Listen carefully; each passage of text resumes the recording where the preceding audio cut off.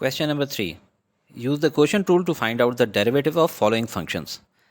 इस क्वेश्चन के भी 4 पार्ट्स हैं। क्वेश्चन 2 और 3 में आपको सम रूल और प्रोडक्ट रूल सिखाया गया है, इसमें क्वेश्चन टूल सिखा रहे हैं और प्रैक्टिस क्वेश्चंस हैं ताकि आगे प्रैक्टिकल क्वेश्चन से पहले प्रैक्टिस हो चुकी हो। इस क्वेश्चन के ग्राफ्स काफ़ी कॉम्प्लेक्स हैं, डिसकंटिन्यूस टाइप।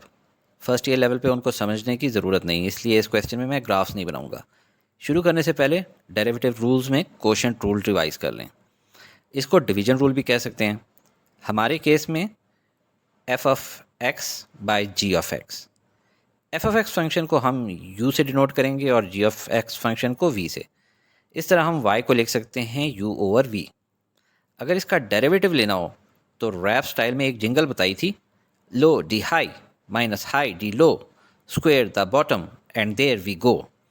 तो पहले बॉटम यानी वी स्क्वेयर नीचे लिख लें और ऊपर लो यानी वी डाल दें।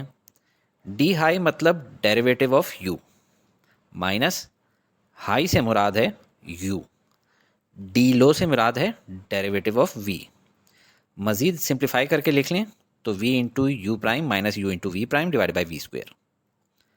पार्ट ए में टू फंक्शंस को हम लिखते हैं, u is equal to f of x is equal to 3x minus 5 और v is equal to g of x is equal to x minus 4। अब हम y को लिख सकते हैं u बाय वाई। अब अगर y का डेरिवेटिव लेना हो विद रिस्पेक्ट टू x तो राइट साइड का डेरिवेटिव क्या होगा, u बाय वाई का derivative with respect to x। और यहाँ पे क्वेश्चन रूल अप्लाई करेंगे तो v into u prime minus u into v prime divide by v square. इसके अंदर अगर वैल्यूज़ डालें तो सबसे पहले v की वैल्यू क्या है, x माइनस 4, वही नीचे उसका स्क्वेयर भी लग जाएगा। पहले हमेशा स्क्वेयर लगाया करें। अब ऊपर देखें, ऊपर v की वैल्यू डालनी है तो v की वैल्यू x माइनस 4।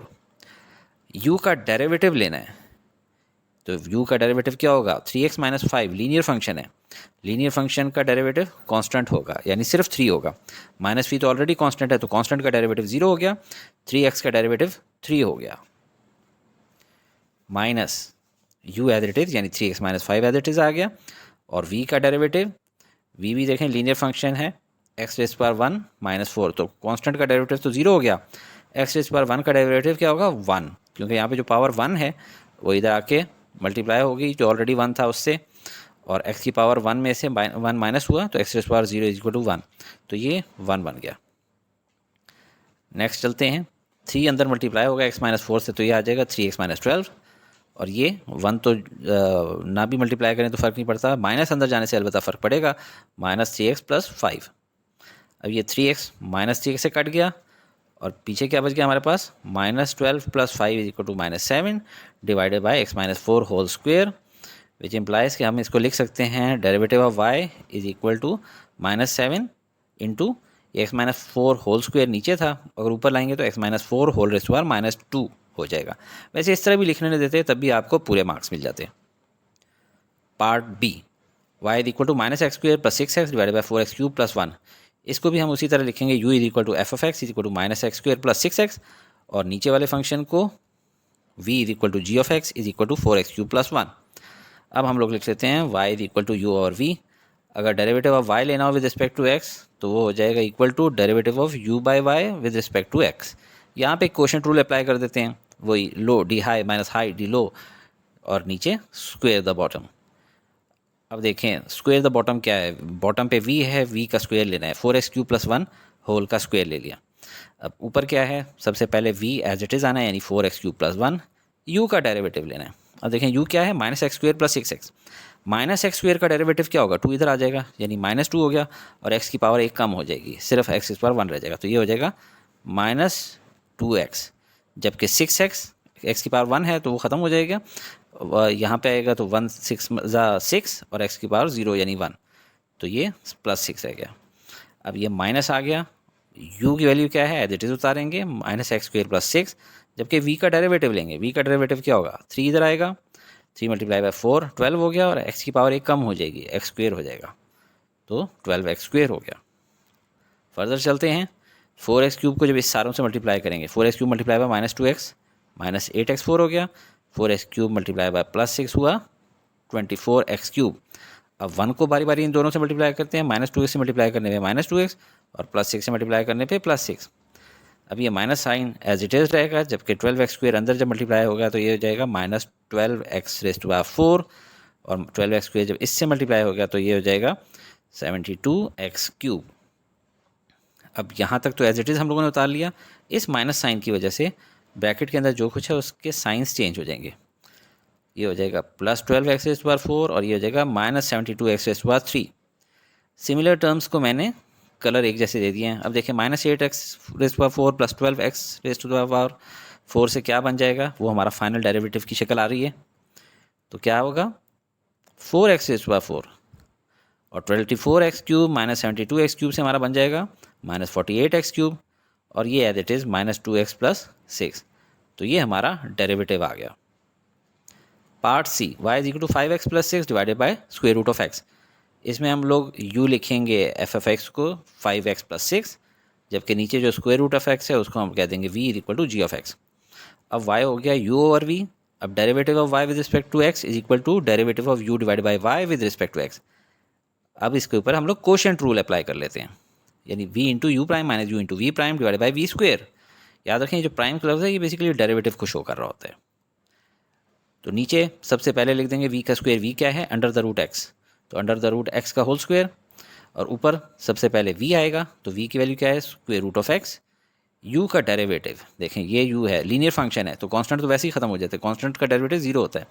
5x का डेरिवेटिव 5 होगा, minus u as it is, यानी कि ये पूरा का पूरा फंक्शन एज इट इज़ लिख देंगे 5x + 6, जबकि v का डेरिवेटिव देखें √x है, रेडिकल को ख़त्म करें तो ये क्या हो जाएगा x⁻1/2। अब इसका डेरिवेटिव अगर लिए जाए तो हाफ इधर आ जाएगा, और x की पावर हाफ में से 1 माइनस करें तो वो क्या हो जाएगा x⁻⁻²।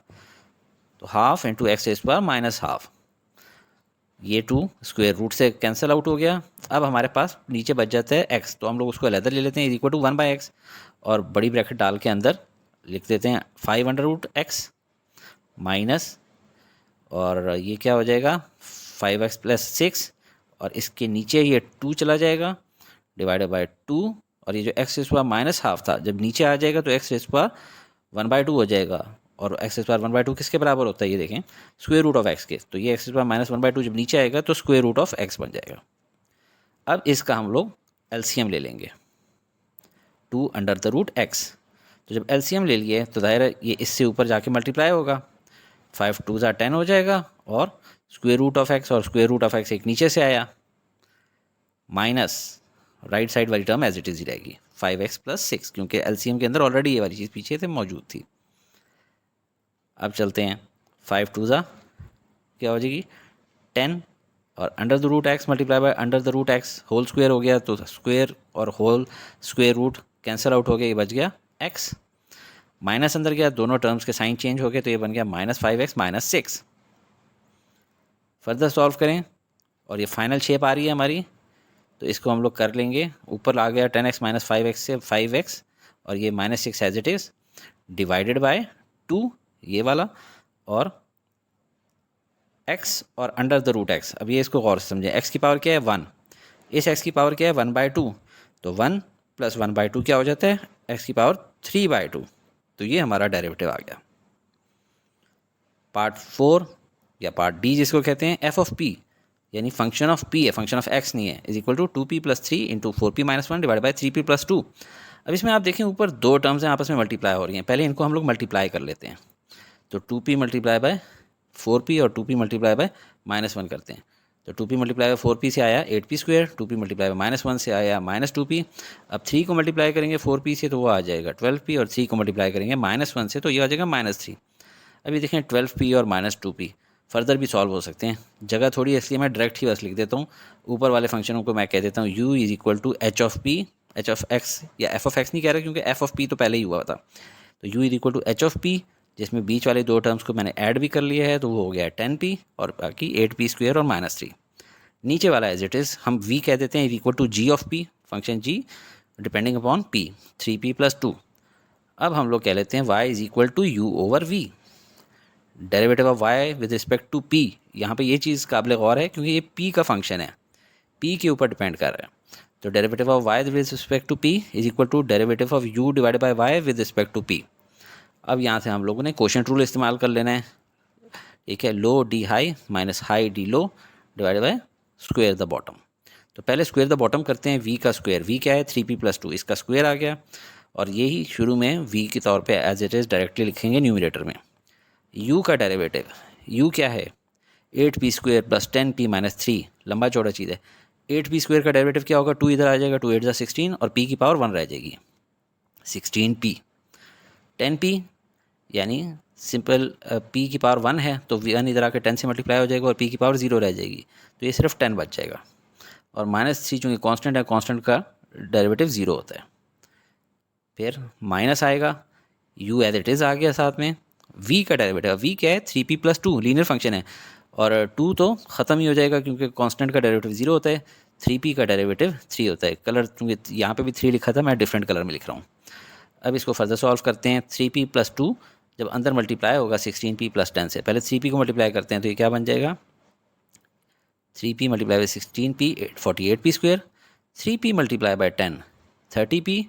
अब 2 को मल्टीप्लाई कर देते हैं 16p से 32p, 2 को मल्टीप्लाई कर देते हैं 10 से, ही हो गया 20, 0 का कोई अमल दखल नहीं होगा। और आगे चलते हैं, माइनस बाहर ही रहा, 3 अंदर मल्टीप्लाई हो गया, 3 × 8 24p², 3 × 10p 30p, और 3 × -3 -9। नेक्स्ट स्टेप में ये माइनस अंदर लेके जाना होगा और इन दोनों को ऐड कर लेंगे, तो ये हो गया 48p² + 62p + 20। अब ये माइनस साइन अंदर जाएगा तो तीनों के साइंस चेंज हो जाएंगे, -24p² -30p + 9। ये कलर कोड मैंने आपकी आसानी के लिए किया ताकि लाइक टर्म इजीली आप ऐड कर सकें। तो अब हमारा फाइनल डेरिवेटिव आने वाला है जो कि इक्वल होगा 48p² -24p² को ऐड करें तो हो जाएगा 24p², 62p और -30p इनको ऐड करेंगे तो हो जाएगा +32p, और 20 और 9 को ऐड करने से +29।